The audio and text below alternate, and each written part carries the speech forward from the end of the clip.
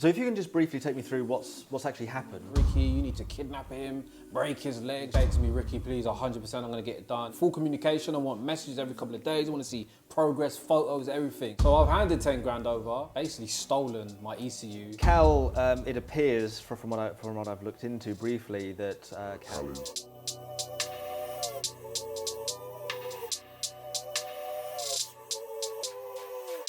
What is going on, guys? Welcome back to Living Life Fast, and today you join me for another video on the whole civic drama. I'm actually on my way to Crawley to meet up with somebody called Saz. He's a solicitor. He actually messaged me on social media, said, Ricky, do you want to come down? I'm going to give you some advice, some help for maybe other people that are in my situation. And that is the main reason for this video today, is to give you some advice. Some of you that may have lost money, you may have been scammed also.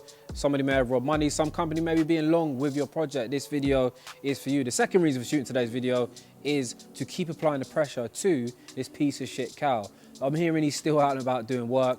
Every bit of content I can get on this guy to just keep reminding you to stay away from this guy is what I'm gonna do. But anyway, as I say, we're on our way to Crawley. We're gonna meet up with Saz and we're gonna go get some advice. So enjoy the video.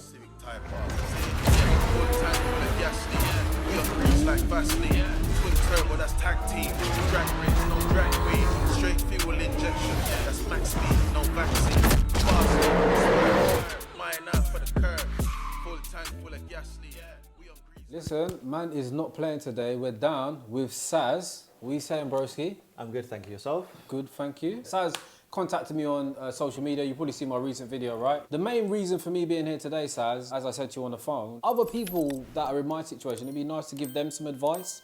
Obviously, people in the comment sections, they're like, Ricky, you need to kidnap him, break his legs, chop his fingers. This is the solutions people are giving me in the comment section. Okay. I'm not going to go ahead and sort of try to sue, get my money back. Look, my car's at another garage now. But there are well over 100 people that have been done by this Cal. What kind of advice do we start with? So if you can just briefly take me through what's actually happened, so that I can go through what the options and the steps would be. A year ago, I took my Honda Civic down to a garage called Punk Performance. They're in Northampton. The agreement was to do a four-wheel drive conversion, dual clutch transmission swap. I spent around £10,000, so I bought a donor Audi TT, transferred the remaining in cash to his bank account. Initially, there was a bit of communication, first few months, and then later on, he just stopped answering the phone. There was no messages being replied to. So I ended up traveling down there to pick my car up. Turns out he was there. So he begged me, Ricky, please, 100% I'm gonna get it done. Give me another 3 months. I'm like, okay, cool. I'm gonna give him another 3 months. Make sure you're in full communication. I want messages every couple of days. I wanna see progress, photos, everything. Honestly, the second I left, not one word from him again. So it went another 3-4 months till I went down there and actually collected my car. So I've handed 10 grand over, but I probably need to spend another 10 grand to sort it. This is a civil matter. Of course, criminal could come into it if you were to kidnap Cal, for example. So I have to advise not to do that. Yeah. First step of the process is going to be to send what we call a letter before action. And this is where you send a formal letter, in this case to Cal, to explain what he was supposed to do, what you'd paid him to do, and what he'd failed to do, and how much his failure to do those things has cost you. So from the £10,000 you'd already paid him to the additional money you'll have to pay another garage to fix the sort of mess he'd made. And typically you'd give no less than 14 days for them to pay what you're asking them to pay. What about the fact that I took my car back? Because even when I took it back the second time, he was begging for me to leave it, yeah? The first time he begged me, I left it, and then obviously I went there 3-4 months later. Once again, he was saying, please, I'll finish it. So what about the fact that he wanted to finish the work? Another point to make is I didn't sign no paperwork. It was just verbal, basically. Yeah, we just spoke on the phone. We met up in person. No paperwork signed. Like, what's the situation there? So on the first point that you raised about there being no signed contract, we enter into contracts every day. When we buy a newspaper from a shop, we enter into a contract with a shopkeeper that we're going to pay their asking price in exchange for them to give us that newspaper, and that newspaper now belongs to us. So the fact you don't have a written contract with Cal does not stop you from taking action against him. There is a contract there, it's a verbal contract. And that contract is primarily governed by an act called the Consumer Rights Act 2015 that gives you, the consumer, a lot of protection. That takes me on to the second point you've raised, that Cal was begging you to let him keep the car, that he'd want to finish it. But of course your view was he's had the car for long enough and nothing's being done. Yeah, it was meant to be a couple of months work, yeah. And it's been over a year. So under the Consumer Rights Act 2015, consumers have automatic rights And there are terms in that act that are automatically a part of the contract between you and Cal, even though there's no written contract. One of those terms is that Cal must provide his service to you with reasonable skill and care. Another one of those terms under that act is that Cal must provide his service within reasonable time. So the fact he's sort of stripped it and not done anything within reasonable time does give you the right to take action against him, to say it's not been done within a reasonable time. You've put me in a worse position than I was before I took the car to you, because the car's now in pieces. Another mechanic's going to have to sort all of that out.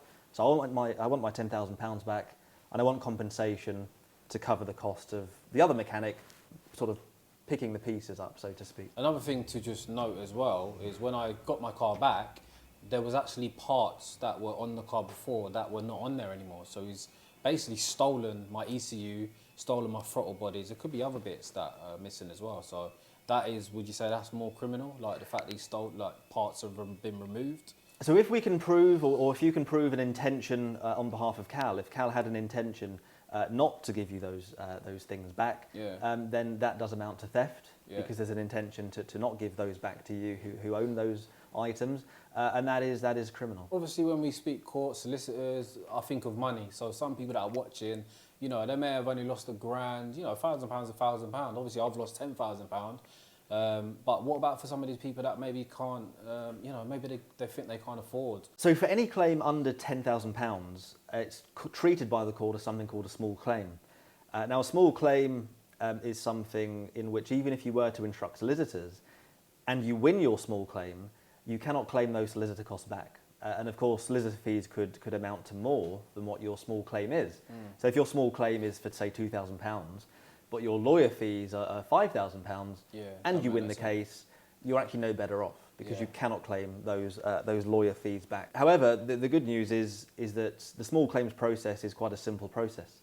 It's something that people can follow without you having to use a solicitor. So the first step is for the person to send their letter before action to the person they want to take action against. A direct letter, yeah? That's correct, a direct letter being very clear with what the agreement was, what they were supposed to do, what they'd failed to do, and effectively how much money they want them to pay within a specified time, usually no less than 14 days. If that's not complied with, the person can then issue a claim, a small claim, against the mechanic, the garage, whoever it may be.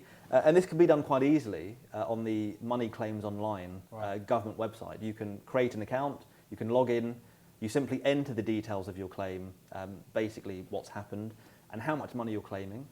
You pay a court fee, and the claim has started. Just going back to Cal, this guy, he's apparently just like a ghost, as in, like, you know, his businesses are like, you know, he's not registered to his company. Look, I'm not going to lie, I fucked up. I didn't do my due diligence. I didn't check all his business details.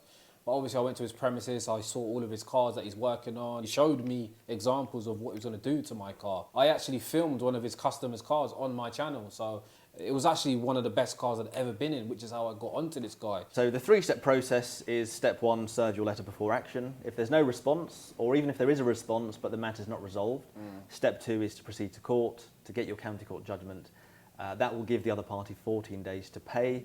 If they fail to do that, step 3 is, as you've said, you can instruct a bailiff by issuing a warrant in the court, and the bailiff will go to the defendant's business address or residential property, and they will demand payment, and in the alternative, they will, if they have to, seize assets. And what if he has no assets, and what if there's no location? So in some cases that can happen, where you're going to issue a warrant, and if there's no business address, if there's no residential address, or the bailiff does turn up to those addresses and there's nobody there, the bailiff will have to make further attempts at those addresses or any other known address of the defendant to recover the debt. It is an important point that you make, because of course before we start action we need to know the address or business address or residential address of the person that we're pursuing.